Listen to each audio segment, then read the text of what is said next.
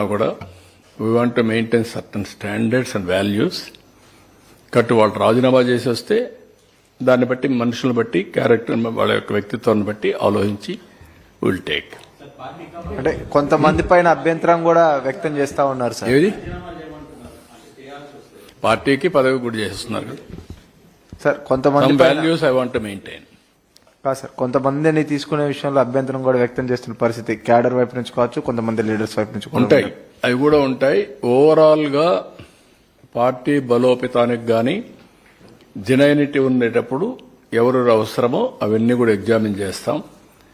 ఒకటే నేను చెప్తున్నా మళ్లీ ఇలాంటి వ్యక్తులు రాజకీయ పార్టీలు నడపడం కూడా ప్రమాదం సొసైటీకి. అది ఇప్పటికే కాదు, ఎప్పటికైనా సరే ప్రజలు కూడా ఆలోచించుకోవాలి. మీరు 5 సంవత్సరాలు ఏంటి నష్టపోయారు? 10 లక్షల కోట్ల రూపాయల అప్పులు, 1,00,000 కోట్ల రూపాయలు ఇప్పుడు డ్యూస్ నేను పే చేయాలా? ఎవ్రీ డే మా ఆఫీస్ చుట్టూ తిరిగేవాళ్ళు డబ్బులు మాకు ఇవ్వాల్సి, మేము చచ్చిపోతున్నాం, నా కంపెనీ దివాలా తీసింది, బ్యాంకులంతా జప్తు చేస్తున్నారు, మీరు ఇవ్వకపోతే నా ఆస్తులు పోతాయి అని తిరిగేవాళ్ళు. ఎవరికి ఆక్సిజన్ ఇవ్వాలో తెలియదు. ఇప్పుడే వచ్చారు కియా మోటార్స్. సౌత్ కొరియాకి వెళ్ళాను, కియా మోటార్స్ తేవడానికి సౌత్ కొరియాకి నేను వెళ్ళాను. వాళ్ళ కంపెనీ చూసా, పర్సనల్ గా ఇన్వైట్ చేశారు, రమ్మన్నా. ఎక్కడికి వస్తారంటే అప్పటికే గుజరాత్, తమిళనాడు, కర్ణాటక షార్ట్ లిస్ట్ వేశారు. నేను ఛాలెంజ్గా తీసుకొని మీరు నా దగ్గర రమ్మంటే ఓకే మీరంటే నమ్మకం ఉంది కానీ అంటే మా సెక్రటరీలు అదే పని పెట్టాను. మా సెక్రటరీలు ముందుగా చైనాకి పోయి వచ్చారు, ఇదే సౌత్ కొరియా పోయి వచ్చారు, మళ్ళీ నేను పోయాను.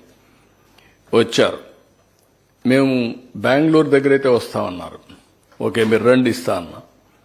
మీరు రమాందర్ నీళ్ళు ఎక్కడ అన్నారు. ఒక సవాలుగా చెప్పా, 8 నెలలు నాకు టైం ఇవ్వండి, గొల్లపల్లి రిజర్వాయర్ పూర్తి చేస్తా, ఆ నమ్మకం వస్తే నువ్వు ప్రాజెక్టు పెట్టమన్నా. గొల్లపల్లి రిజర్వాయర్ పూర్తి చేశాను. అప్పుడు అన్నారు ఓకే మీరు అన్నారు బాగానే ఉంది కానీ ఎన్ని రోజులు ల్యాండ్ ఇస్తారని. ల్యాండ్ ఇచ్చాం. కొన్ని కండిషన్స్ పెట్టారు లెవెలింగ్ చేయమని, ఎల్ఎన్టీ చెప్పి లెవెలింగ్ చేయించా.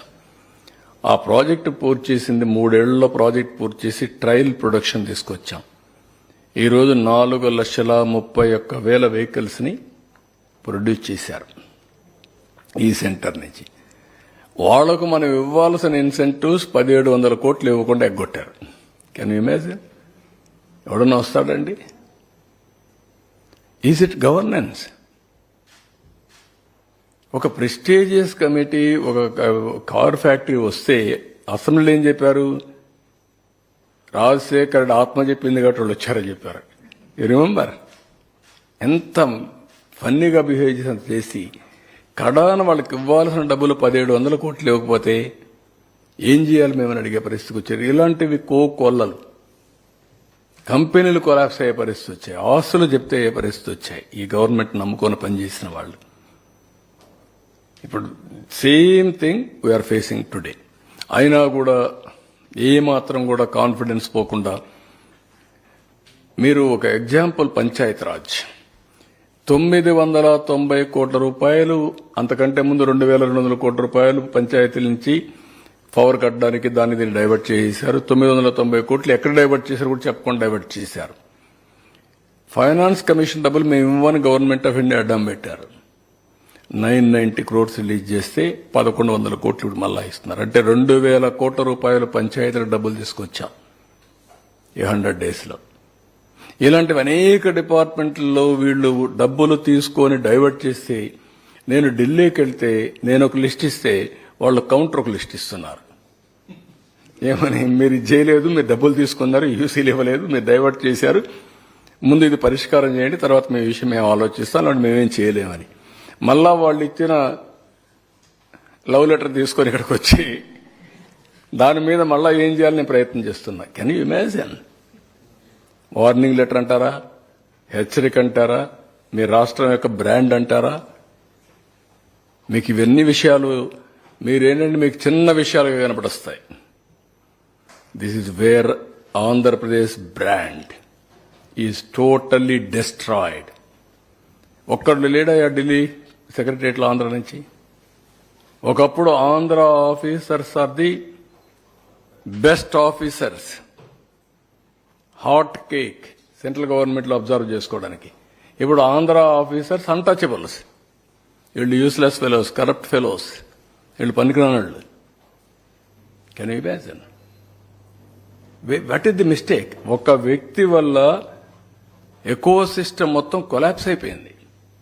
నిన్న ప్రధానమంత్రి గారిని అడుక్కున్న ఒక ఆఫీసర్ గురించి, ఎందుకు మా వాళ్ళు ఎవరు లేరని అంటే, మీ వాళ్ళు లేకపోతే మేమేం చేసింది అంటారు. అంటే ఆ క్రెడిబిలిటీ పోగొట్టేశారు, మొత్తం వ్యవస్థని భ్రష్టు పట్టించేశారు. చెప్పి ఇప్పుడు ఉండే ఆఫీసర్స్ మా వాళ్ళు కూడా ఇవ్వండి, డ్యూ షేర్ ఇవ్వాలి, మేము కూడా డ్యూ రిప్రజెంటేషన్ మాకు రావాలంటే నేను వర్కౌట్ చేస్తా అన్నారు. ఆ విధంగా మళ్ళా ఆఫీసర్స్ కూడా కేంద్రంలో లైమ్ లైట్లో పెట్టే పరిస్థితికి వస్తున్నాం. కేంద్రంలో మన ఆఫీసర్స్ లేకపోతే ఎంత నమోషం మనం గుర్తుపెట్టుకోవాల్సిన అవసరం ఉంది. అన్ని రాష్ట్రాలు ఉండి ఒక ఆంధ్రప్రదేశ్ లేదంటే వాట్ ఇట్ ఇండికేట్స్. ఇలాంటివన్నీ చాలా ఒకటొడుగా చాలా జరిగాయి. ఇంకా ఇప్పుడు బ్రాండ్ సెట్ అవుతా ఉంది, ఇంకా కొన్ని రోజులు పడుతుంది. మళ్ళీ ఈ భూతాన్ని ఉంటే మాత్రం ఆ భూతం ఉన్నంత వరకు అందరూ భయపడతానే ఉంటారు, బ్యాక్ ఆఫ్ దేర్ ఆఫీస్. నేను అందుకే ఎట్టి పరిస్థితుల్లో ఇలాంటి వ్యక్తులు రాజకీయాలు